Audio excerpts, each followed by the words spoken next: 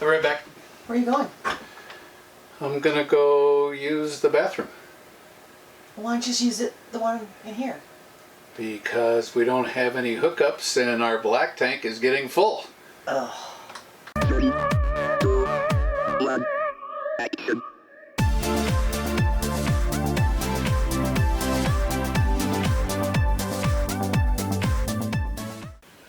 Frustrations on the road.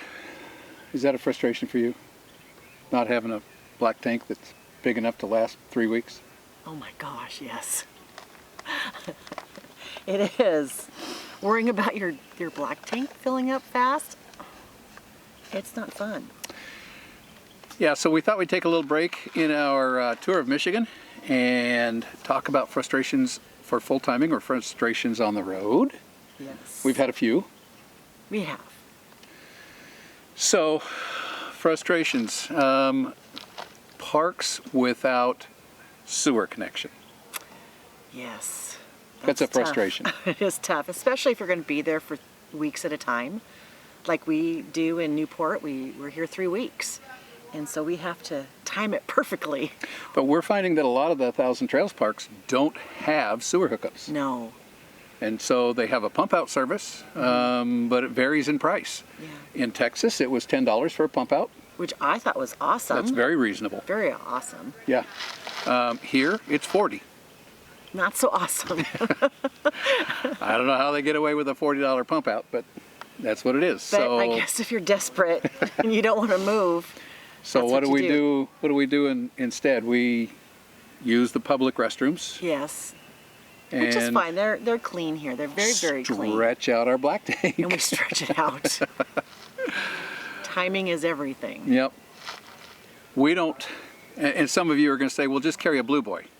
If you don't know what a Blue Boy is, it's one of those little dollies. Well, it's not a dolly. What is it? It's a tank on wheels. It's a poop mobile. It's a poop mobile.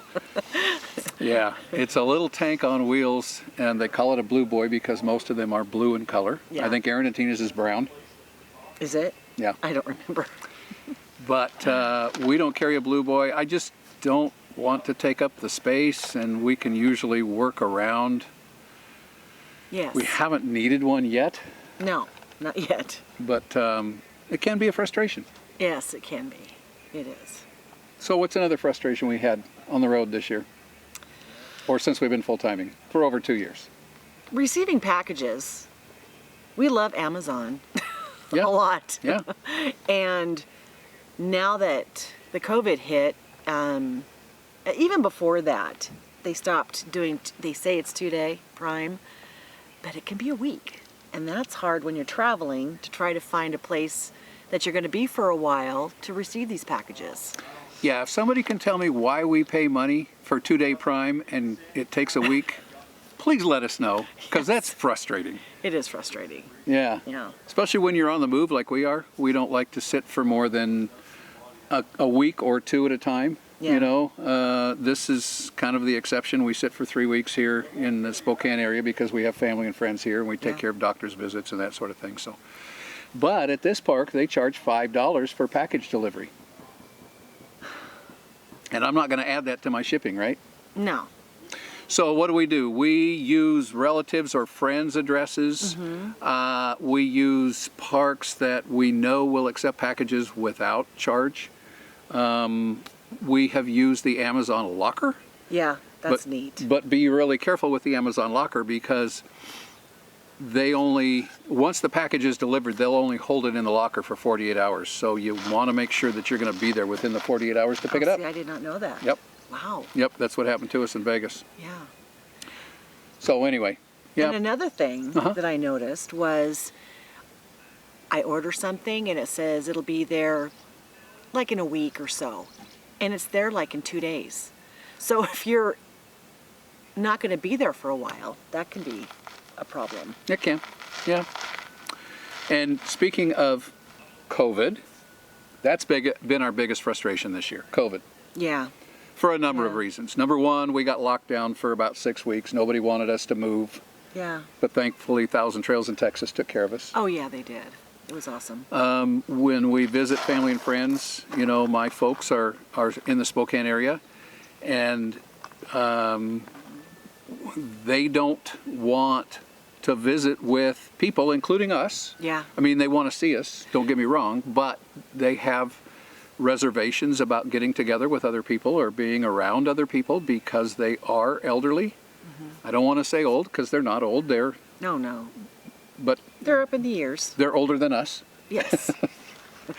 And so that's been a little frustrating, not being able to go out to lunch with them or go out to dinner with them or Yes. celebrate birthdays with them. Yeah. That's- Because we do that a lot. Yeah, our We love families, taking them out to lunch. our and- family's really tight, and Yeah. we do a lot of things together. And so that's been a little frustrating. COVID has been a little frustrating. Wearing a mask in every store that we go into.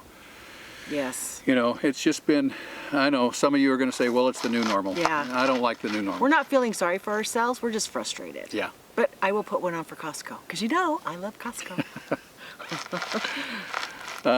And then you spoke about getting your drugs delivered.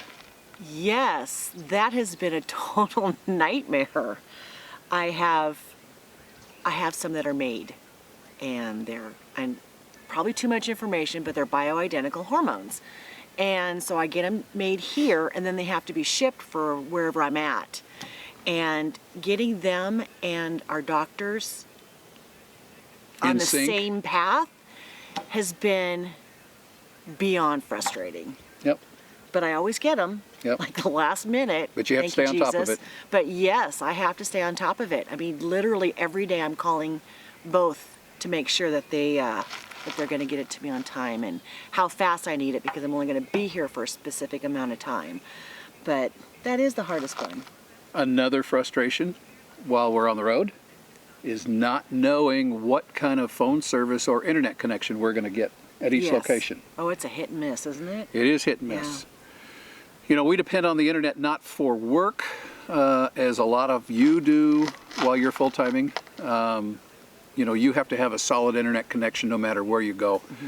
Ours, we don't have to have it solid, but when we're uploading a video every week and we're downloading data and information, it's a little frustrating. Yeah, it is. So what we do on the road is we carry, and we recommend this to others, but we carry two different providers. We carry a Verizon prepaid unlimited hotspot, That's right. and we carry our T-Mobile phones, which we have unlimited hotspots on them. And when we were in the UP, Verizon was terrible, Yes, it was. and T-Mobile wasn't much better. yeah. Fortunately, Aaron and Tina had AT&T, an AT&T plan, and we could piggyback off of them. Yes, that was so cool. It was, but if you're thinking of going full-timing or if you are considering long-term on the road and you need internet, you probably need to have multiple carriers. Yes. And it's kind of I agree. important. And we can get into another video on that if you guys are interested in more information. We're in the process of upgrading our mobile router inside the coach, and I think we're going to go ahead and add an AT&T plan. Yep. So we're in the process of doing that, and if you'd like more information on that, we can certainly put something together for you. But internet and cell service on the road is a little frustrating. One of my frustrations is trying to find a laundromat that is clean and taken care of so we can go in, get our laundry done, and get out. And we chose to do it this way because we didn't want the heaviness of a washer and dryer. And plus we can get in and out really fast. But I had a shirt rip and I didn't realize that in the dryer there was a metal piece sticking out. So it's very important to take a towel and just run it around, and you can see if there's any ink marks or any metal pieces sticking out, and then you can choose your dryer that way. And I wish I had known that before because I really like the shirt that it ruined. But that is another frustration, is trying to find a good washer and dryer that won't ruin your clothes. Yeah, we chose not to put a washer and dryer in our coach for a couple of reasons. As Kelly mentioned, the weight. We're already at our maximum weight, so the washer dryer on top of that would just add to that. Another reason is we like to boondock a lot, Yeah. and using a washer dryer in the coach uses more water, plus we have the gray water we've got to dispose of. So we choose to go to laundromats. As Kelly said, we can take our loads in, we can separate them into 4 or 5 loads, use 4 or 5 machines simultaneously. Right. They're done, throw them in a dryer. We're usually in and out in about an hour and a half. Yeah, But finding a good laundromat is sometimes a little frustrating. it is. It is. A frustration for me, speaking of cleaning, is keeping our vehicles clean. Most RV parks will not let you wash your rig in the park. However, you can hire out a detail shop to come wash it for you. I've not figured that one out yet. But I don't know. most RV parks will not allow you to self-wash your rig while you're in the park. We use Blue Beacon. If I were to do that weekly, it would get rather expensive. And we usually use a detail service once, maybe twice a year. It's usually down in the south after we're leaving the desert, and it's time to wash and wax them really good after being in the desert for a few months. So that is a frustration for me, trying to keep our rigs clean and waxed and detailed out, because most parks will not allow you to wash your rig in their park. Right. Another big frustration for us, being full-time RVers, is the weekenders.